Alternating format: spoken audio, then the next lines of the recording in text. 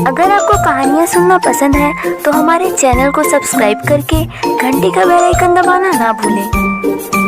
दोस्तों, इस कहानी को सुनने के बाद आप हमारे चैनल में जाकर हमारी पिछली कहानियों को भी एक बार ज़रूर सुनें, क्योंकि हम आपके लिए एक से बढ़कर एक कहानियाँ लाते रहेंगे, तो आप हमारी कोई भी कहानी मिस ना करें। गंगा और पुरुषोत्तम के 5 बेटे थे। उनकी आर्थिक स्थिति इतनी कमज़ोर थी कि सही ढंग से उन्हें 2 वक्त की रोटी भी नसीब नहीं होती थी। पुरुषोत्तम राशन की दुकान में काम करता था, लेकिन पुरुषोत्तम का मालिक इतना कंजूस था कि 10 साल काम करने के बाद भी पुरुषोत्तम के मालिक ने उसकी तनख्वाह ज़रा सी भी नहीं बढ़ाई। राशन की दुकान से जितनी तनख्वाह मिलती उतने में तो केवल आधे परिवार का गुजारा हो पाता था। इधर गंगा 2-3 घरों में काम किया करती थी, जहां उसको कुछ पैसे मिल जाते थे। इतनी तंगी में भी कैसे भी करके गंगा और पुरुषोत्तम ने अपने बच्चों को पढ़ाया, ताकि उनके भविष्य में ऐसी परिस्थितियों का सामना ना करना पड़े। गंगा ने अपने 5 बेटों को बचपन से सारी चीज़ें आपस में मिल बांटकर इस्तेमाल करना सिखाया था, फिर चाहे वो खाने का हो या पहनने का। गंगा की मालकिन अपने बच्चों के पुराने कपड़े गंगा के बेटों के लिए दे देती थी, जिन्हें गंगा के 5 बेटे मिल बांटकर पहन लेते थे। बचपन से उन्होंने सारी चीज़ें आपस में मिल बांटकर इस्तेमाल की थी। 5 भाइयों की सरकारी नौकरी लगी, साथ ही वो सभी बहुत ज़्यादा धनी हो गए। अब बुरे दिन जा चुके थे, सभी बहुत खुश थे। बड़े भाई पंकज को मानवी नाम की लड़की से प्यार हो जाता है। मानवी भी बड़े ही अच्छे घराने की लड़की थी। पंकज ने एक दिन अपनी माँ को मानवी के बारे में बताया और मानवी से शादी करने की इच्छा जताई। गंगा ने थोड़ी देर विचार करने के बाद कहा, नहीं पंकज, इस तरह अकेले मैं केवल तुम्हारी शादी नहीं करवा सकती। मैं तुम 5 भाइयों की शादी एक साथ एक मंडप में कराना चाहती हूँ। इतना कहकर गंगा ने पंडित जी से अपने बाकी 4 बेटों के लिए लड़की देखना शुरू कर दिया। लेकिन जब गंगा के 4 बेटों को पता चला कि गंगा उनके लिए रिश्ता देख रही है, तो 4 बेटों ने शादी करने से मना कर दिया, क्योंकि वो लोग अभी शादी नहीं करना चाहते थे।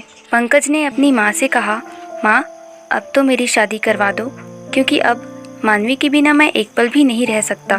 गंगा ने पंकज के जिद करने पर पंकज की शादी मानवी से करा दी। मानवी इतनी खूबसूरत थी कि जो भी उसे देखे उसका दीवाना हो जाता, लेकिन फिर भी गंगा इस शादी से नाखुश थी। शादी की पहली रात को गंगा ने जानबूझकर घर के मंदिर में आग लगा दी और उसे अपशगुन बोलकर मानवी और पंकज की सुहाग रात नहीं होने दी।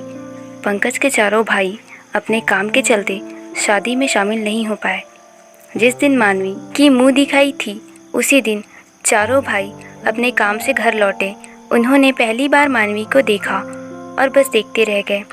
4 भाइयों के मन में मानवी के प्रति काम वासना की लहर दौड़ उठी, और जैसे ही मानवी और पंकज सुहागरात मनाने जा रहे थे, तभी 4 भाइयों ने उन्हें रोकते हुए कहा, पंकज भैया, तुम भूल रहे हो, इस घर में जो भी चीज़ आती है वो हम 4 भाइयों में बराबर बांटी जाती है, और इस घर की बहू पर हम 4 भाइयों का भी हक है।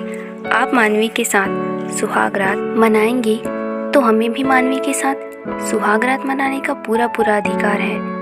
पंकज ने गुस्से में अपने भाई पर हाथ उठाया और कहा, ये तुम लोगों की भाभी है और सिर्फ मेरी पत्नी है, इस पर सिर्फ मेरा अधिकार है। गंगा पंकज को अपने भाइयों पर हाथ उठाता देख कहती है, हे भगवान, आज तक मेरे बच्चों के बीच लड़ाई नहीं हुई, लेकिन इस मनहूस करमजली बहू के कारण मेरे बेटे आपस में लड़ रहे हैं। इसने ज़रूर मेरे पंकज बेटे पर कोई न कोई जादू टोना ज़रूर किया होगा। तभी उसने अपने भाइयों पर हाथ उठाया, लेकिन मैं अपने किसी भी बेटे के साथ नाइंसाफ़ी नहीं होने दूंगी। सुनो मेरे बेटो, आज से ये तुम 5 की पत्नी है। बांट लो तुम 5 भाई आपस में बहू को, जैसे बचपन से हर चीज़ बांटते आ रहे हो।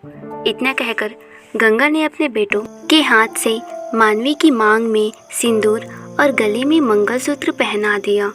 मानवी ने उन्हें रोकने की बहुत कोशिश की, लेकिन सबके आगे वो बेबस हो गई और पांचों भाइयों ने एक साथ मानवी के साथ सामूहिक सुहागरात मनाया।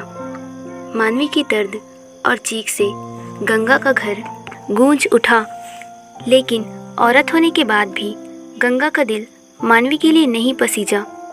अब ये सब मानवी की ज़िंदगी का हिस्सा बन गया था। हर रात उसके शरीर को उस दर्दनाक मंजर से गुजरना पड़ता था। मानवी चाहकर भी उनके खिलाफ नहीं जा पाई। मानवी को अपने माँ बाप की इज्जत का डर रहता था। गंगा मानवी को बेरहमी से दिन भर घर का सारा काम कराती थी और रात में फिर से मानवी को अपने पांचों पतियों के बिस्तर का शान बनना पड़ता था। कुछ महीनों बाद मानवी ने एक बेटी को जन्म दिया। पांचों भाइयों ने उस बच्चे को स्वीकार करने से मना कर दिया।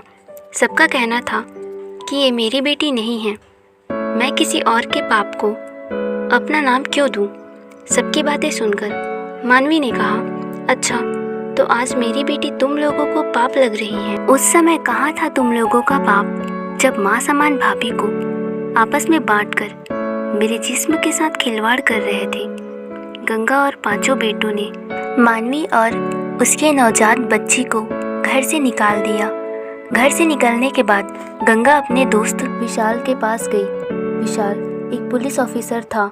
मानवी ने विशाल को सारी बातें बताई। विशाल ने उन पांचों भाइयों के साथ उनके माँ बाप को भी सज़ा दिलाई और विशाल ने मानवी से शादी कर लिया और उसके बच्चों को अपनाकर उसे बाप का नाम दिया। जुर्म करने वाले से बड़ा गुनहगार जुर्म को सहने वाला होता है।